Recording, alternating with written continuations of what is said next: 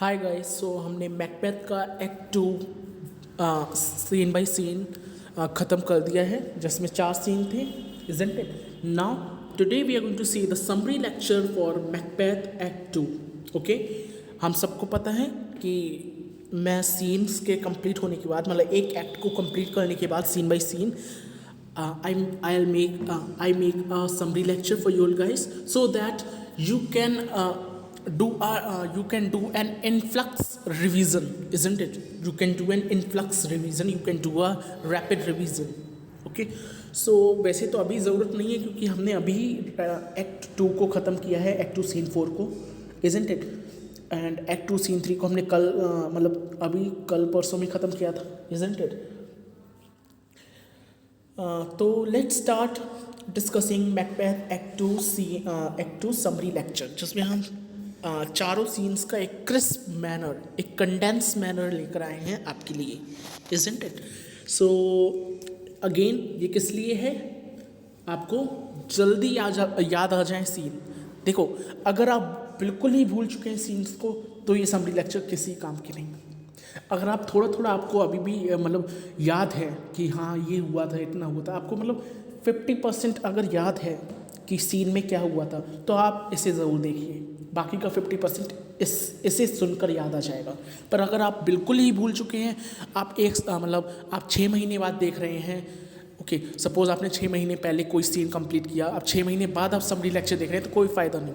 No, 1 महीने के अंदर अंदर अगर आपने समरी लेक्चर देख लिया सीन के ख़त्म होने के बाद, तो आपको वो सीन याद आ जाएगा। ओके, तो यहाँ पे इसलिए मैं आपको समरी लेक्चर प्रोवाइड करता हूँ, isn't it? So let's see. So Macbeth first hesitates, then summons up his courage and goes to murder Duncan in his bedroom at his castle at Inverness. हम सबको पता है सीन एक्ट 2 सीन 1 जो था वो dagger scene था, isn't it? Act 2 scene 1 was the dagger scene. Okay, it was the dagger scene जिसमें Macbeth को he was having a great hallucination of dagger, isn't it? तो उसमें क्या हुआ था, पहले तो मैकबेथ जो है वो हेजिटेट करता है कि नहीं, मुझे डंकन को नहीं मारना चाहिए। फिर बाद में अपने पूरे करेज को ही समन्स मतलब ही collect his all like courage, then he goes for murdering King Duncan, okay, at his in the bedroom of Duncan के बेडरूम में जाता है। ओके, अभी डंकन कहाँ रिसाइड कर रहे हैं? इन्वर्नेस में ही रिसाइड कर रहे हैं, isn't it? So he comes back to Lady Macbeth with bloody stained on his hands and horror in his soul. और फिर हम सबको पता है कि उसमें नहीं, सीन में नहीं बताया गया कि किस तरीके से मर्डर हुआ, क्या क्या रिएक्शंस रहे, क्या एक्शंस रहे दोनों के, कुछ नहीं बताया गया। सीधे वो मर्डर कर देता है और फिर लेडी मैकबेथ के पास आता है। ओके, उसके हाथ जो हैं पूरे स्टेन हैं, किससे? ब्लड से। ओके, उसके हाथ स्टेन हैं ब्लड से। और फिर वो क्या कहता है? वो कहता है कि इवन नेपच्यून जो है, ओके, नेपच्यून कौन है? The god of sea. Okay, Neptune कौन है? समुद्र के जो गॉड है। तो कहता है कि इवन नेपच्यून जो है वो मेरे इस स्टेन्ड हैंड्स को क्लीन नहीं कर सकता, अगर उसने ऐसा किया तो वो भी रेड हो जाएगा। ओके, तो उसके जो कलर्ड हैंड्स हैं, जो रेड हैंड्स मीन्स उसके जो ब्लडी हैंड्स हैं, उसको लेकर वो अपने चैम्बर में, अपने रूम में घुसता है with Then Lady Macbeth she asks him to wash off the blood, and later she lays the blood stained dagger by the side of the sleeping rooms. अब देखो लेडी मैकबेथ क्या करती है, वो हाथ धुलवा देती है मैकबेथ के, और फिर जो डैगर है, जो खून से सना हुआ डैगर है, वो कहाँ फेंक देती है? शैम्बलेंस के पास में, मीन्स गार्ड्स के पास में, डंकन के गार्ड्स के पास में, जो लोग हेलुसिनेट हो गए थे बाय द ड्रिंकिंग। ओके, तो उन्हें मैकबेथ मार देता है, ओके, गार्ड्स को, और फिर उन्हीं के पास में डैगर को फेंक देता है। ओके, जिससे कि सारा इल्ज़ाम जो है वो किस पर आ जाए? वो गार्ड्स पर आ जाए। Okay, next, This was done in order to put the suspicion of the murder on grooms. जैसे कि मैंने बताया ये क्यों किया, ये जो डैगर है वो उन गार्ड्स के ऊपर क्यों फेंक दिया गया, जिससे कि सारा जो नाम है बुक पे आ जाए, गार्ड्स पर आ जाए कि गार्ड्स ने ही किंग को मार दिया. Isn't it? Then Macduff, a nobleman, was appointed to wake Duncan in the morning. Now Act 2 Scene 3, isn't it? Act 2 Scene 3 में क्या होता है, मैकडफ चाहता है कि नहीं किंग को जगाने उनके रूम में. ओके अभी किसी को पता नहीं कि किंग डंकन मर चुके हैं, पर जैसे ही मैकडफ जाता है सुबह किंग डंकन को जगाने, तो वैसे ही वो ही गेट्स बैफल्ड. बैफल्ड का मतलब होता है वो लड़खड़ाने लगता है. बैफल्ड मीन्स वो कुछ बोल नहीं पाता. ओके बैफलिंग करने लगता है. और जब उसने देखा कि डंकन मर चुके हैं तो वो बहुत ज़ोर से चिल्लाता है. He shouts allowed.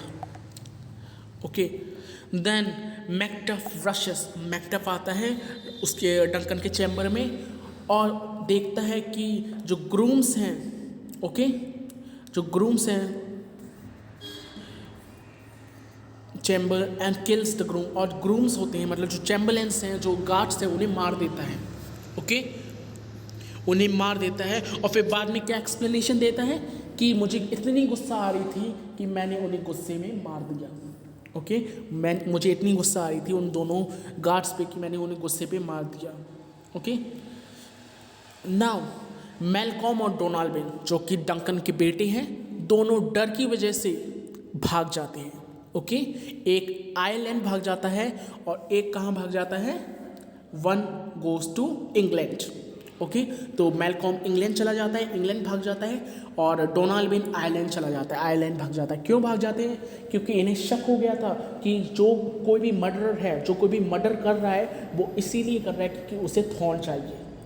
अब ऑब्वियसली डंकन के बाद कौन थ्रोन पे बैठेगा, उनके दोनों बेटे, that is Donald and Malcolm. तो इसीलिए उन्हें शक हो गया था कि हाँ अब जो डैगर का साइन है, जो डैगर का एरो है, वो डंकन के बाद हमारे ऊपर ही है. तो इससे पहले कि मतलब हम मर जाएं, इससे पहले कोई हमें मार दे, हम यहाँ से भाग जाते हैं. ओके हम आयरलैंड और इंग्लैंड भाग जाते हैं. मैलकॉम इंग्लैंड भाग जाता है और डोनाल्ड आयरलैंड भाग जाता है. ओके क्यों, in order to protect them self.